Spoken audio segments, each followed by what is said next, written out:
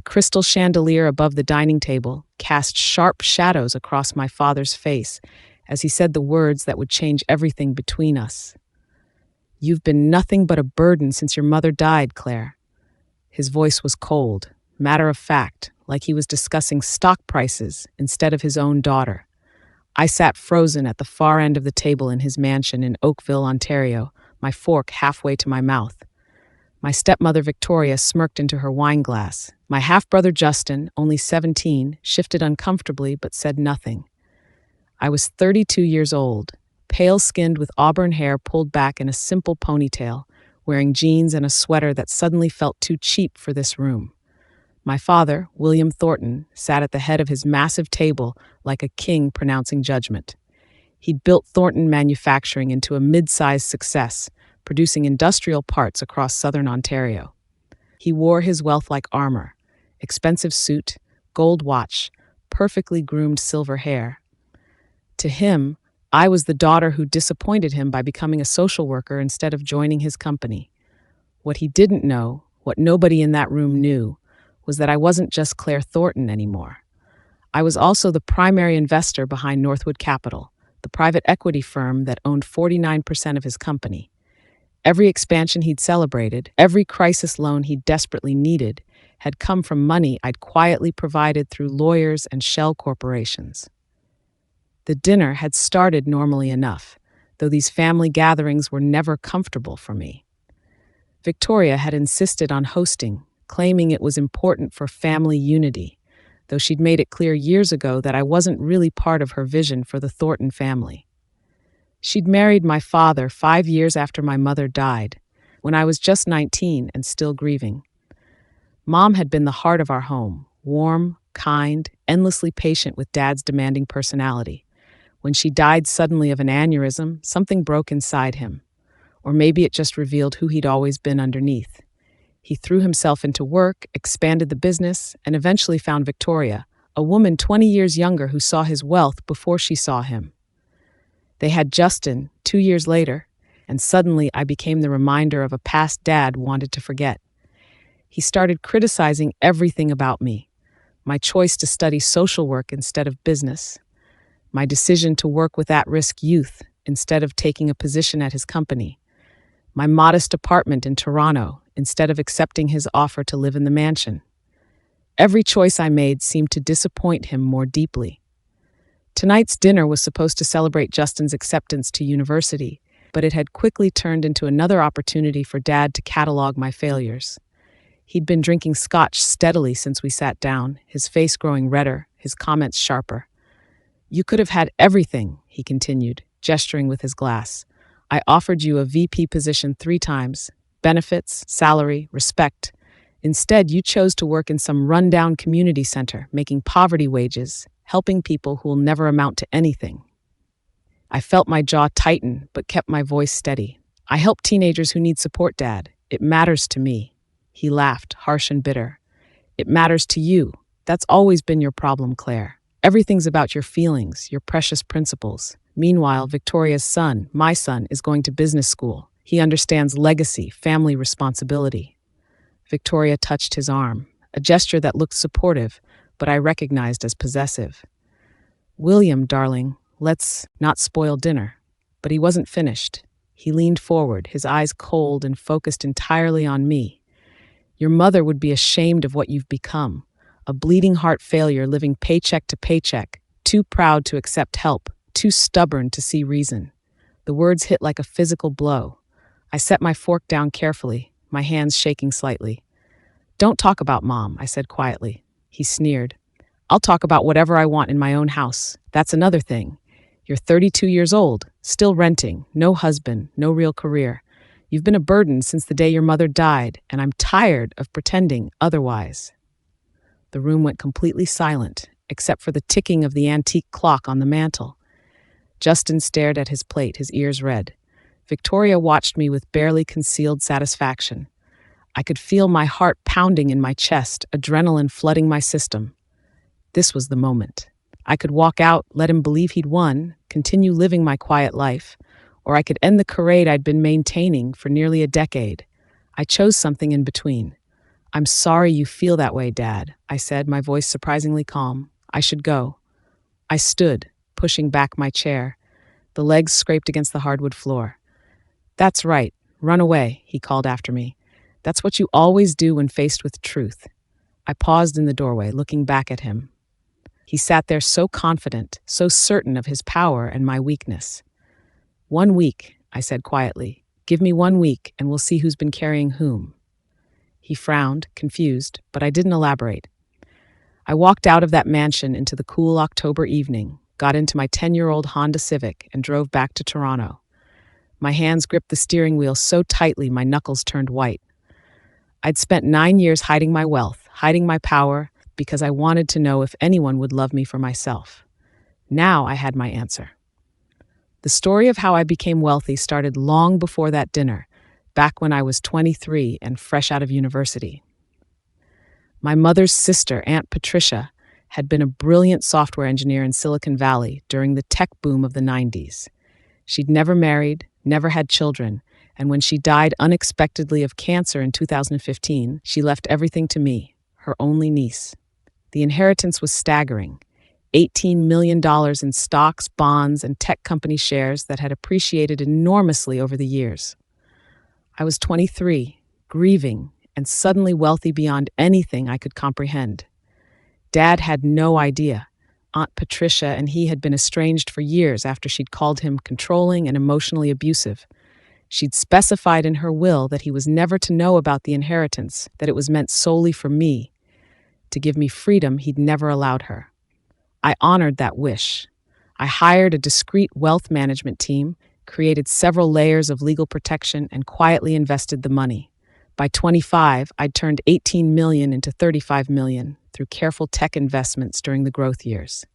By 30, it had grown to over $80 million. I lived simply because I genuinely preferred it. I worked as a social worker because it gave my life meaning. But I also watched my father's company carefully, and when he needed capital for expansion in 2019, I provided it anonymously through Northwood Capital. Northwood Capital was a legitimate private equity firm I'd founded with 2 partners, experienced financial professionals who handled the daily operations while I remained the silent majority owner. They knew me as C. Thornton, a wealthy investor who preferred privacy. Only my lawyer, Helen Wu, knew my full story and the extent of my holdings in my father's company. Over 4 years, Northwood had acquired 49% of Thornton Manufacturing through carefully structured deals. We'd provided the capital for his new factory in Cambridge. We'd funded his equipment upgrades. We'd bailed him out when a major client defaulted, preventing bankruptcy. My father thought he was dealing with a faceless investment firm. He had no idea he'd been taking money from his burden of a daughter the entire time. I'd structured it at 49% deliberately, just under the 50% threshold that would trigger certain reporting requirements and give me outright control.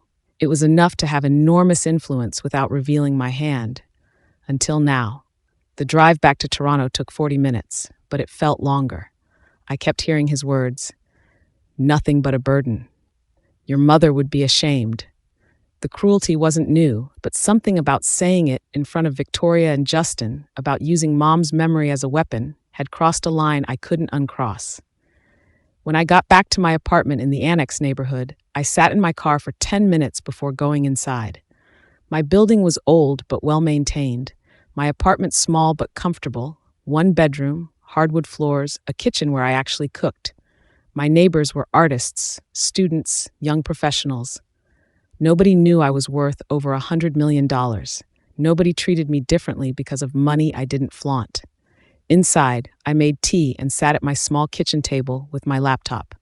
I opened encrypted files I rarely accessed, the complete financial records of Thornton Manufacturing, the shareholder agreements, the voting rights documentation. Everything was there, organized and legal. My father's company was doing well currently, but I could see vulnerabilities. A major loan coming due in 6 months, contracts up for renewal with key clients, a planned expansion that required board approval. I picked up my phone and called Helen Wu. She answered on the second ring, her voice crisp and professional despite the late hour. Claire, I was wondering when I'd hear from you. He called me a burden, Helen. in front of his wife and son. He said my mother would be ashamed of me.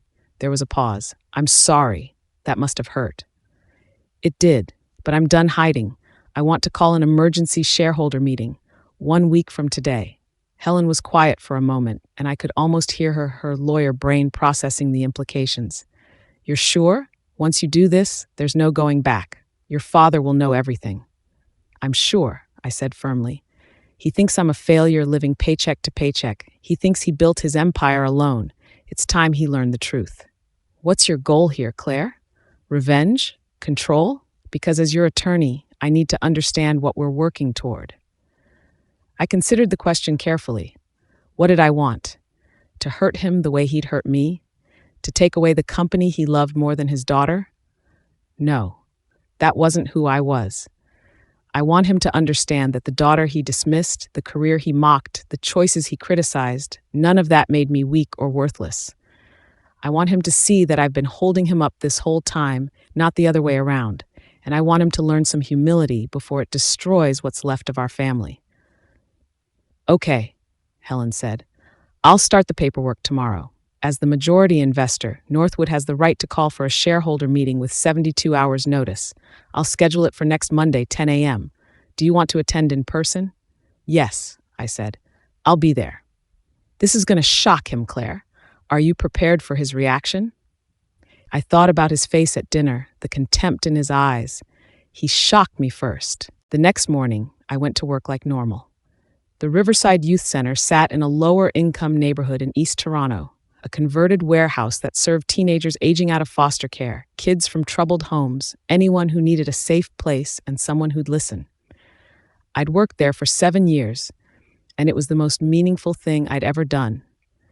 My coworkers knew me as Claire, just Claire, the quiet one who always brought homemade cookies and stayed late to talk with kids going through crisis. That morning, I ran a job skills workshop for 5 teenagers learning to build resumes.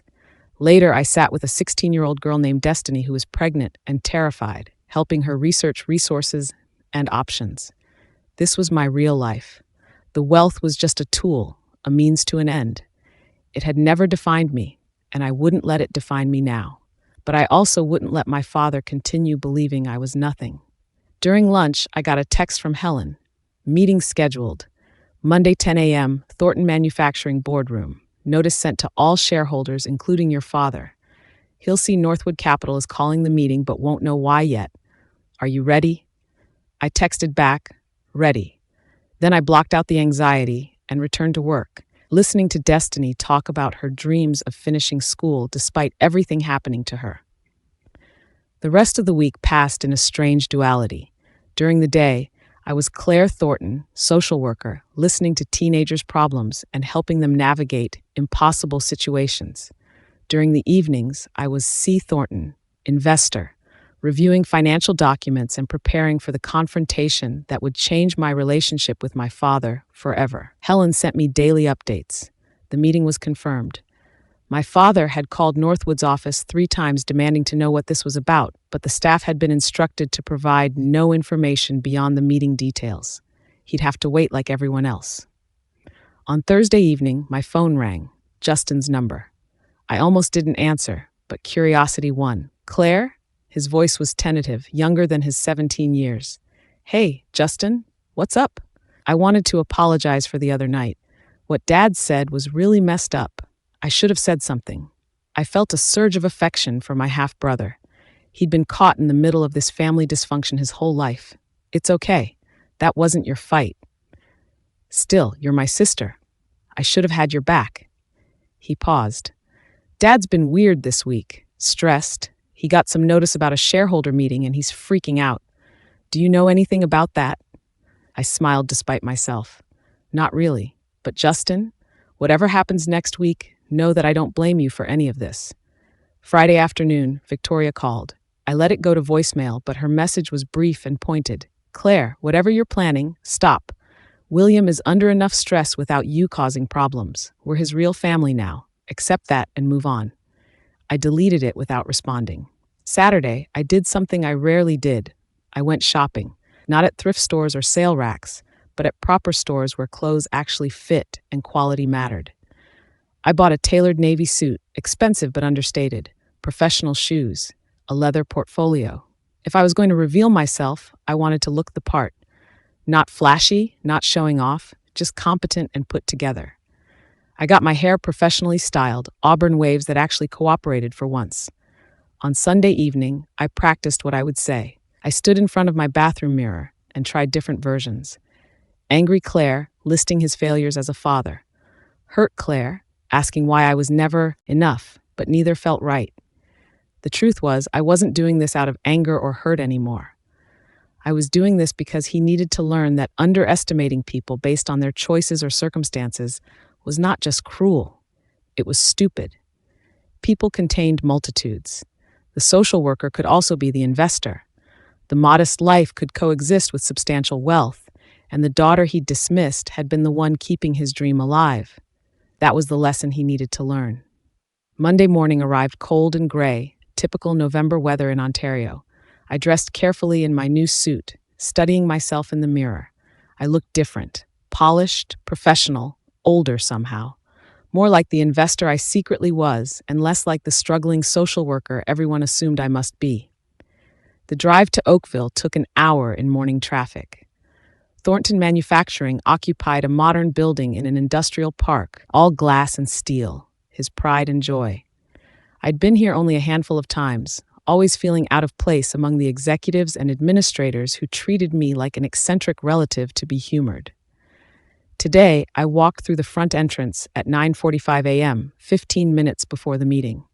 The receptionist looked up, clearly confused to see me. "Miss Thornton, can I help you?" "I'm here for the 10 o'clock shareholder meeting," I said calmly. "Boardroom." She blinked. "I'm sorry, that's a private meeting for shareholders only." "I'm aware. I'm one of them." I showed her my identification. "Please let Mr. Thornton know that Claire Thornton, representing Northwood Capital, has arrived." Her confusion deepened, but she made the call. I could hear her confused explanation on the phone, then a long pause, then, "Yes, sir, right away." She hung up and gestured to the elevator. "Third floor. Mr. Thornton will meet you there." The elevator ride felt longer than it was. My heart pounded, but my hands were steady. The doors opened to reveal an elegant hallway, and there, standing by the boardroom entrance, was my father. He looked terrible. His face was drawn, his suit rumpled by his standards, his confident posture replaced by tension. When he saw me, his confusion only deepened. "Claire, what are you doing here? This is a private business meeting." "I know, Dad. I'm here for the meeting." "Don't be ridiculous. This is for shareholders. Some investment company called a meeting and won't tell me why. I don't have time for whatever. I'm the investment company," I said quietly. He stared at me like I'd spoken a foreign language. "What?" "Northwood Capital, the firm that's owned 49% of your company for the past 4 years. The investors who funded your Cambridge expansion, your equipment upgrades, your emergency loan in 2020. That's me, Dad." "I'm Northwood Capital." The color drained from his face. For a long moment, he just stared, his mouth opening and closing. Finally, "That's impossible. You're a social worker. You live in a tiny apartment. You drive a car that's falling apart." "I'm a social worker because I choose to be," I corrected. "I live modestly because I prefer it. And my car runs fine. But yes, I'm also an investor. A very successful one. Shall we go inside? We shouldn't keep everyone waiting." The boardroom was impressive. Long polished table, leather chairs, floor-to-ceiling windows overlooking the manufacturing floor below. 6 people were already seated. The company's CFO, the operations manager, 3 minor shareholders who together owned 12%, and Helen Wu, my attorney, sitting calmly at one end with a stack of documents. My father stumbled to his seat at the head of the table. I took the chair directly opposite him, Helen on my right. Everyone watched with obvious confusion, sensing drama but not understanding its source. Helen called the meeting to order with professional efficiency.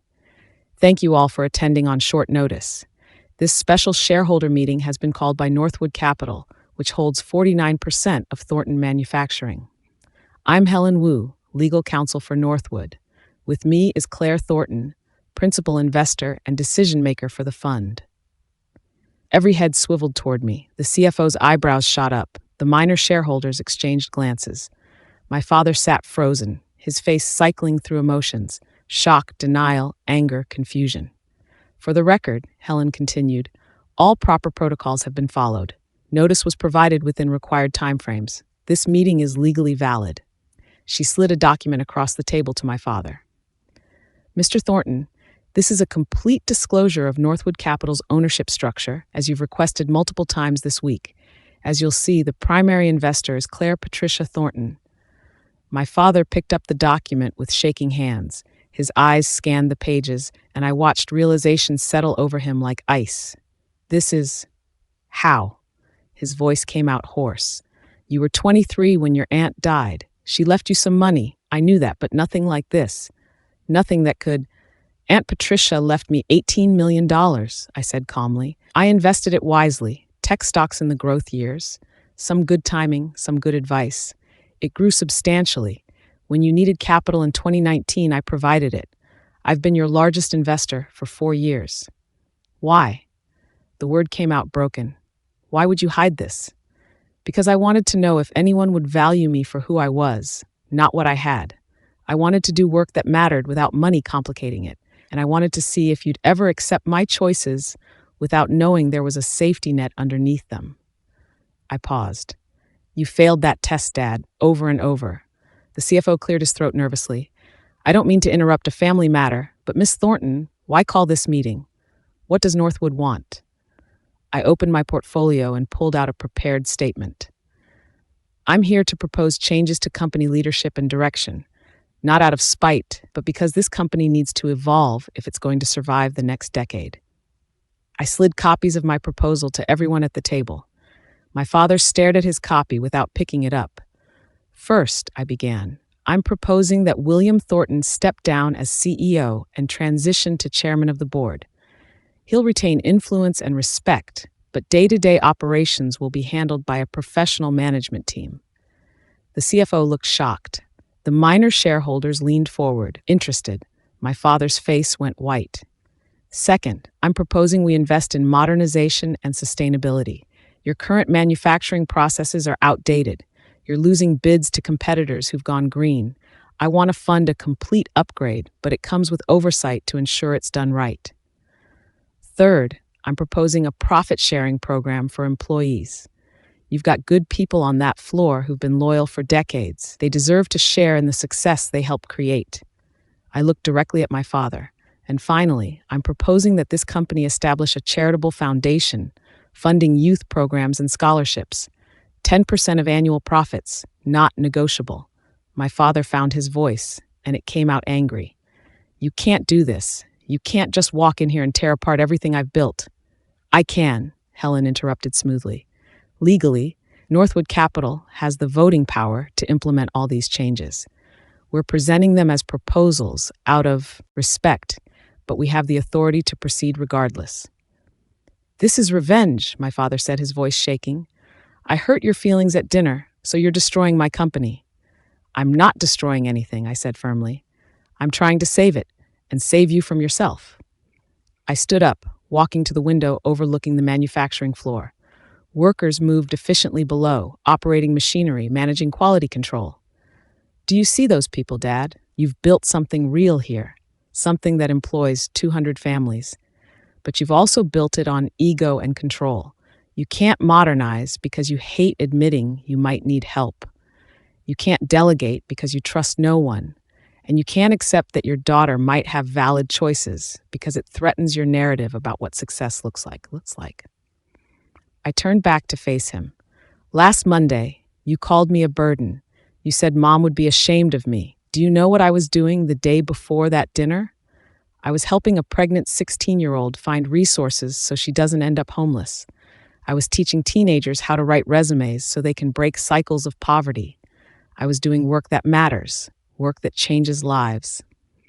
My voice stayed calm, but emotion crept in anyway. And that same day, I approved a $2 million bridge loan so your Cambridge expansion could proceed on schedule. I've been holding you up for 4 years, Dad, not the other way around. The room was completely silent. The CFO and operations manager looked uncomfortable, caught between loyalty to my father and obvious interest in my proposals.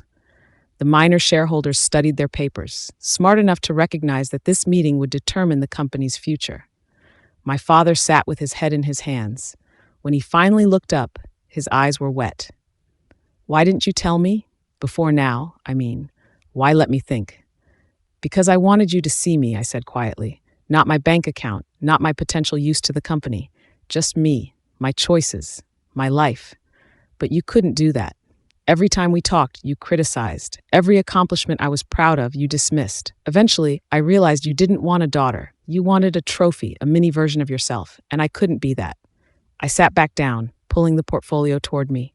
"So yes, I stayed silent. I lived my life, did my work, and anonymously funded your dreams, because despite everything, you're still my father.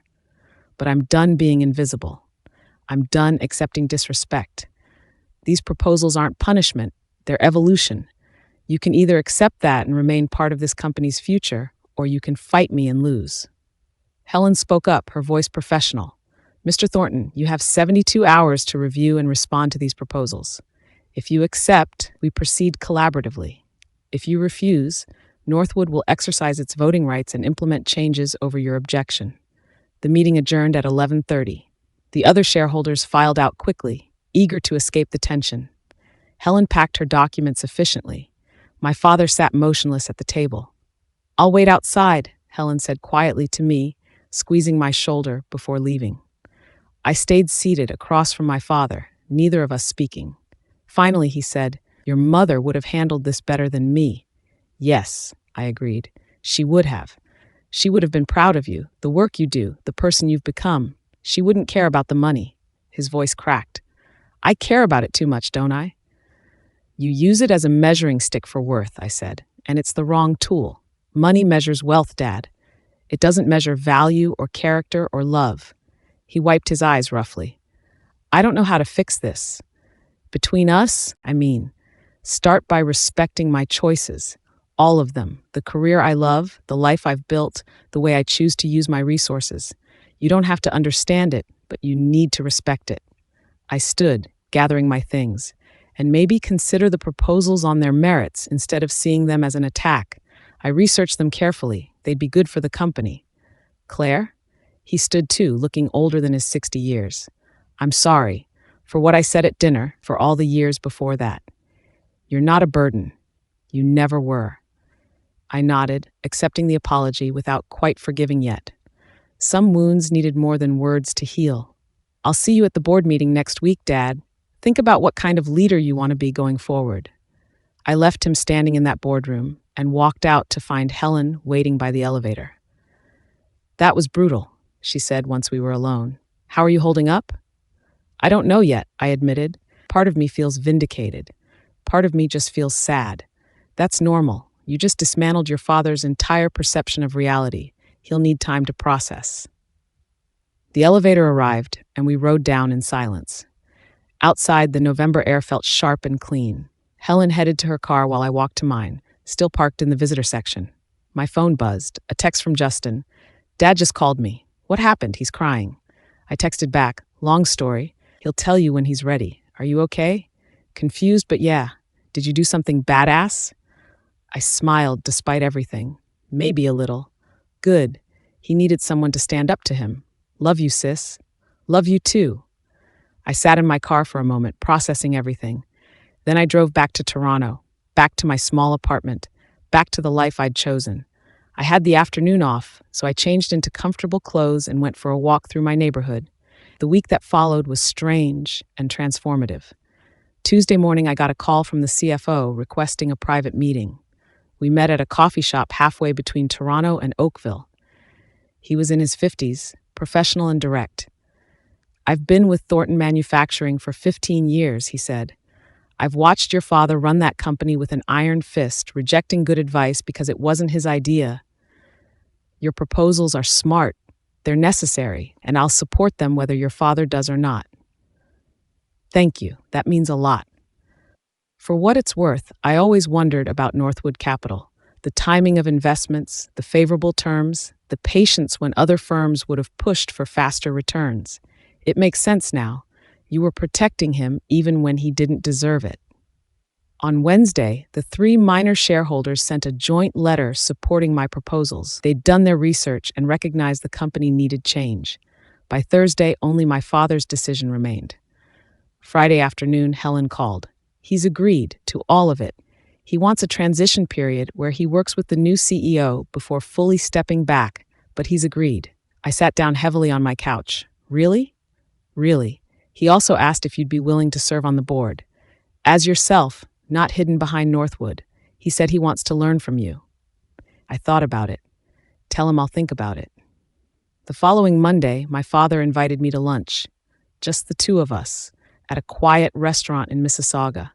I almost declined, but curiosity won. He was already seated when I arrived, looking nervous in a way I'd never seen before. We ordered, made awkward small talk, then he said what he'd clearly been practicing. I've spent the past week thinking about everything you said, about how I've treated you, how I measure worth, all of it. You were right, about all of it. He pushed his water glass around on the table. I built that company because I was terrified of being poor again. My father lost everything in the 80s recession. We had nothing. I swore I'd never let that happen to my family. But somewhere along the way, the company became more important than the family, more important than you. I know you were scared, I said, but you turned that fear into a weapon against anyone who didn't share your priorities. I did, and I'm sorry, truly sorry. He met my eyes. Your mother used to tell me I was too hard on you, that you had your own path to walk. I thought I knew better, but she was right. She was always right about you. We talked for 2 hours. It wasn't a complete healing. Some damage takes time to repair, but it was a start.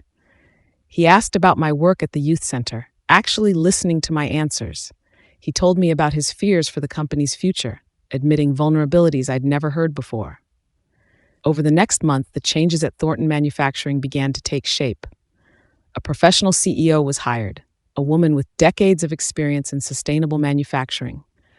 My father struggled initially with giving up control, but he was trying. The employee profit-sharing program was announced, and the response from workers was overwhelmingly positive. Morale improved. Productivity increased. The charitable foundation was established, funding scholarships for foster youth and at-risk teenagers. I worked with them to identify programs that actually made a difference, using my experience from the youth center to guide decisions. And slowly, carefully, my relationship with my father began to heal. He started coming to Toronto for dinner at my apartment, no longer judging the modest space, but actually seeming comfortable there. He met some of the teenagers I worked with, including Destiny, whose baby was due in December. He donated anonymously to the youth center, funding renovations we'd needed for years. Victoria was a different story. She'd been furious when she learned the truth, seeing her secure future threatened. But my father, to his credit, stood firm. He told her that Claire was his daughter and deserved respect. When she couldn't accept that, he suggested marriage counseling. Last I heard, they were working through it, though the outcome remained uncertain. Justin visited me in Toronto one Saturday in December. We walked through Kensington Market, ate lunch at a tiny Vietnamese restaurant, and he told me he'd decided to study social work, not business. Dad was disappointed at first, he admitted, but then he said if it was good enough for you, it was good enough for me. I think that's progress. It is, I agreed, smiling. Are you sure, though? That career path isn't easy. I'm sure. You showed me that success isn't just about money or titles. It's about doing work that matters to you. I want that. We stopped at a bookstore, and I bought him a stack of books on social justice and community development. As we walked back to my car, he said, "Can I ask you something? Why did you stay quiet so long? About the money, I mean. Most people would have wanted everyone to know." I thought about it, because the money wasn't the point. It never was. I wanted to be valued for who I was, not what I had. And I wanted to prove to myself that I could build a meaningful life without wealth defining me. The money is just a tool. The work, the relationships, the small apartment I love, that's my real life. Even now, after everything, especially now, I'm keeping the apartment, keeping my job. The only difference is Dad finally sees me clearly. By the time winter fully arrived, blanketing Toronto in snow, life had settled into something that felt almost peaceful. I still worked at the youth center, still lived in my modest apartment, still drove my reliable Honda. But now there was something new: authenticity. No more hiding, no more secret identities, no more testing who would value me for myself. Everyone knew the truth now, and those who mattered had stayed. Destiny had her baby, a healthy girl she named Hope. I visited them in the hospital, bringing gifts and promises of continued support. My father came too, meeting this teenager whose life I'd been invested in. He held the baby awkwardly, then looked at me and said, "Now I understand. This matters more than any quarterly report." The company thrived under new leadership. The sustainable upgrades attracted new clients. The profit-sharing program reduced turnover. My father stepped back gradually, learning to trust others, and found he actually enjoyed being chairman more than CEO, the wisdom role rather than the control role. On Christmas Eve, we gathered at my apartment, Dad, Justin, and me. Victoria had chosen to spend the holiday with her family, and none of us minded. I cooked dinner in my tiny kitchen, and we ate at my small table, and my father said it was the best Christmas he'd had in years. People still ask me why I live simply despite my wealth. They misunderstand. The simple life was never about the money. It was about authenticity, about building something real, about measuring worth and impact rather than dollars.